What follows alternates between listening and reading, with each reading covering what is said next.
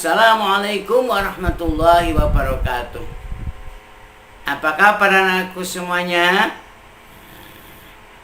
Putra putri SD Mugres kampus A dan kampus B. Tentu saja kita ungkapkan rasa syukur kita dengan kalimat Alhamdulillahirabbil alamin. Ungkapan rasa syukur itu anak-anak, terima kasih. Nah, syukur itu terima kasih. Terima kasih karena Allah telah memberikan banyak nikmatnya kepada kita semuanya sampai tidak terhitung. Menghitung pun tidak mampu. Lebih khusus nikmat termahal adalah iman. Oleh karena itu tidak boleh sampai lenyap atau terhapus iman kita. Iman itu harus selalu dipupuk supaya subur, supaya menguat. Kalau subur dan menguat, maka kita tidak lagi malas beribadah, bahkan lebih terus meningkatkan amal solehnya. Baiklah anakku sekalian, kali ini atau pagi ini kita nanti akan belajar tentang sholat berjamaah, ibadah syariah, sholat berjamaah. Kalau dalam kitab Al-Islam, paket itu ada di dalam halaman 72, 73, dan 74. Namun sebelumnya, marilah kita awali doa terlebih dahulu agar supaya diberikan kemudahan di dalam memahami ilmu Allah Subhanahu wa taala. Bismillahirrahmanirrahim. Rabbi zidni ilma warzuqni fahma waj'alni min ibadika sholihin. Baiklah anak sekalian, tahukah kalian apa itu sholat berjamaah? Nah,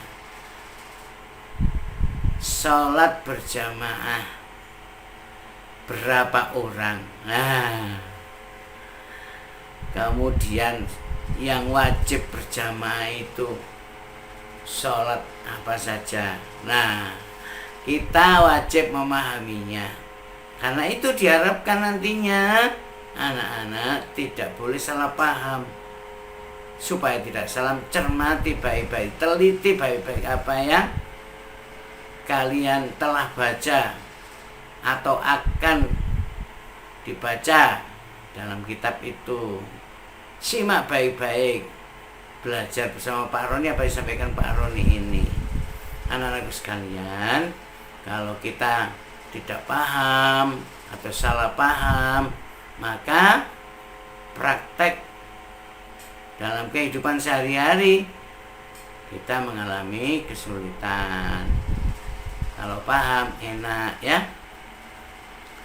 Jadi sholat berjamaah, tentu saja anak-anak, Pak Roni yakin anak-anak sudah sering melakukan. Nah, tetapi tidak ada salahnya kalau Pak Roni mengingatkan kembali pemahaman ini. Sholat berjamaah yang dimaksudkan ialah sholat bersama-sama, berarti tidak sendiri. Nah, tidak sendirian. Kalau sholat sendirian itu namanya sholat munfarid. Kalau sholat bersama itu namanya sholat berjamaah. Sholat berjamaah ini paling sedikit 2 orang jumlahnya. Paling banyak tak terhingga, tak terhitung saking banyaknya. Anak-anak sekalian, sholat berjamaah itu hukumnya, nah perhatikan hukumnya, yaitu sunnah muakkadah. Apa sholat sunnah muakkadah itu? sunnah yang sangat-sangat diharuskan, sangat diharuskan. Antara wajib dan sunnah, di situ namanya sunnah muakkadah. Sangat diharapkan untuk melakukan secara berjamaah. Dan itu perintah Allah, anak-anakku sekalian, seperti dalam surat Al-Baqarah ayat 43. Wa aqimus sholata, dan tegakkanlah sholat, wa atuz zakata, dan tunaikan, bayarlah zakat, ya.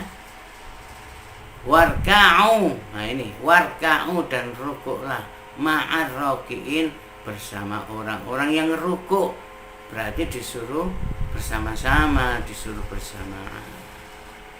Kalau landasan Al-Quran ini wajib kita amalkan, termasuk sholat 5 waktu. Apa saja yuk? Lupa. Subuh, zuhur, apalagi ya, asar, apalagi maghrib, isya. Nah, namun Rasulullah menekankan bahwa sholat berjamaah itu lebih afdol daripada sholat sendirian. Nah, lebih afdol anak-anak. Sholat sendirian boleh, afdol juga. Nah, cuma ditekankan lagi lebih afdol daripada sholat sendirian. Jadi sholatul jamaati afdalu minas sholati. Nah, itu dalam kitab kan ada di situ ya. Minas sholatil fardhi. Nah, minas sholatil fardhi bisab'in wa isrina darajat. Nah, bisab'in dengan 7, isrina 20 derajat darajat. Jadi kemuliaannya, derajatnya di sisi Allah itu berlipat 27 derajat. Jadi bukan tidak boleh dari wajib dan sunat tadi itu muakkadah. Upayakan tidak meninggalkan sholat secara berjamaah. Karena itu anak-anak, pembelajaran ini nanti sekali lagi saya tekankan, pahami betul, dan kalian diharapkan mampu. Buktikan kemampuanmu, ilmumu itu di hadapan Allah. Jangan dibuktikan, jangan pamer kepada manusia. Tunjukkan bahwa kalian anak soleh solihah mampu mengamalkan sholat secara berjamaah. Sholat berjamaah tidak harus ke masjid anak-anak, ya, di rumah sama ayah, sama kakak boleh. Kalau kakak putra putri, yang putra jadi imam. Kalau hanya 2 orang, satunya harus mau jadi imam sholat. Itu caranya. Jadi caranya itu kalau hanya 2 orang, seorang maju sebagai imam sholat, pimpinan sholat dalam berjamaah, lainnya sebagai makmum mengikuti gerakan imam. Kalau hanya 2 orang, satunya di sebelah kanan, belakang sebelah kanan.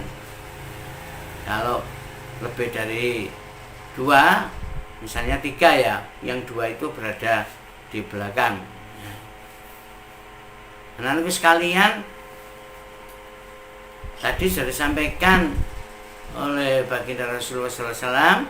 Oleh karena itu jangan meremehkan sholat berjamaah. Boleh saya sama ayah bunda, ya Umi, Kalau sama Umi kalian laki-laki ya kalian jadi imamnya, Umi ada di belakang sampean ya.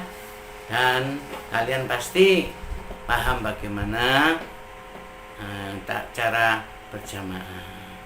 Nah, karena itu saya tekankan lagi, yang sudah paham supaya tambah paham, yang belum paham supaya menjadi paham. Anak-anakku sekalian, sekarang sholat apa saja yang diwajibkan untuk berjamaah, secara berjamaah? Nanti ada dalam buku kalian, atau nanti saya selipkan PowerPoint kalau berkesempatan nih Pak Arwan mau keluar kota ini. Baiklah anakku sekalian, sholat wajib 5 waktu, hukumnya sunnah muakkadah. Sunnah muakkadah itu sunnah yang sangat-sangat dianjurkan mendekati wajib. Jadi jangan meremehkan sholat secara berjamaah, upayakan berjamaah. Kemudian sholat yang wajib dilakukan dengan cara berjamaah, tidak boleh tidak, wajib. Apa itu? Yang pertama, sholat 2 hari raya, Idul Fitri atau sholat Idain. Idain itu 2 hari raya, bisa hari raya Idul Fitri maupun Idul Adha. Kemudian sholat khusuf. Sholat khusuf itu sholat gerhana. 2 sholat khusuf, apakah itu gerhana matahari maupun gerhana rembulan.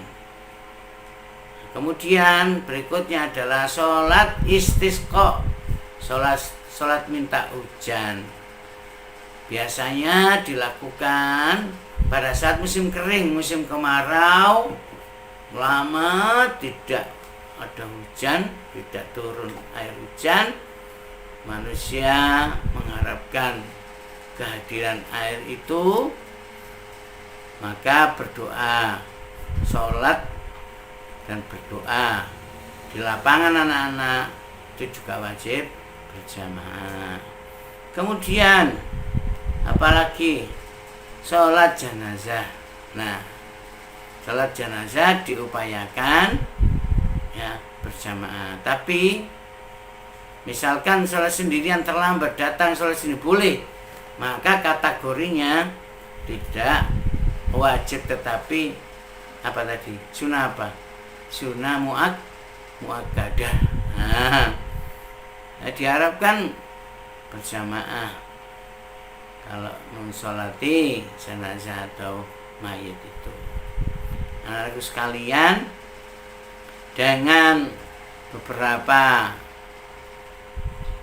ayat Allah dan pesan baginda Rasulullah SAW, kita sebagai hamba yang beriman dan meningkatkan ketakwaan kita, menambah amal soleh kita, maka mari kita ikuti apa yang menjadi pesan dari Allah dan Rasulullah Muhammad SAW. Dengan itu insya Allah kita akan terselamatkan dari segala rayuan pemahaman aliran-aliran, paham-paham yang tidak murni lagi. Nah itu ya, semoga kita senantiasa terbimbing oleh Allah Subhanahu wa taala, karena setiap hari kita meminta kepada Allah, Allahumma inna nas'alukal huda, ya Allah kami mohon kepadamu petunjuk, watuqo dan jiwa yang takwa, wal afafa dan jasad rohani dan jasmani yang sehat, walafiat, wal ghina, dan kami mohon kekayaan, kaya ilmu, kaya iman, kaya ilmu, kaya harta benda, kaya segala nikmat dari kita, dari Allah Subhanahu wa taala kepada kita. Demikian bisa saya sampaikan, semoga bermanfaat. Dan marilah kita tutup dengan doa kafaratul majelis. Subhanakallahumma wa bihamdik, asyhadu an la ilaha illa wa atubu ilaik. Assalamualaikum warahmatullahi wabarakatuh.